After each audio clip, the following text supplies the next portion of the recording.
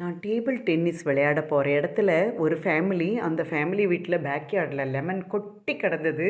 நல்ல பெரிய பெரிய லெமன். ஸோ அவங்க கொடுத்தாங்க.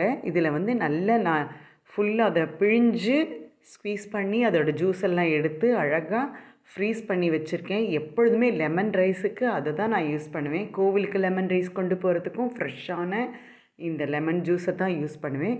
அப்புறமா நிறைய பிக்கிளும் போட்டு வச்சுருக்கேன். அவ்வளோ சூப்பர் ஜூஸினா ஜூஸி அவ்வளோ நல்லாயிருக்கு. இதோட ஸ்கின்னு சாப்பிட்றதுக்கு வெறுமனை உப்பில் போட்டு கொஞ்சம் மிளகாய் போட்டு அது ஒரு வதக்கினாலே அவ்வளோ டேஸ்ட்டு, தொக்காட்ட பண்ணி சாப்பிட முடியும்.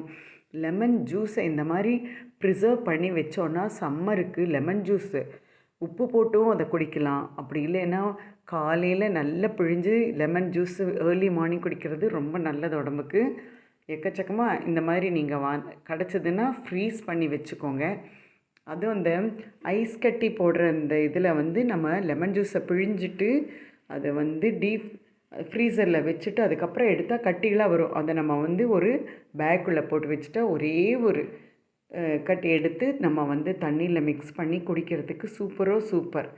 கட்டாயம் இந்த மாதிரி லெமன் கிடச்சா வேஸ்ட் பண்ணாமல் எல்லாத்து வீட்டு பேக்யார்ட்லேயும் உருண்டு ஓடுது.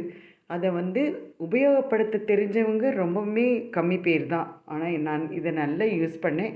இந்த மாதிரி கிடச்சா நீங்களும் இப்படி யூஸ் பண்ணி பாருங்கள்.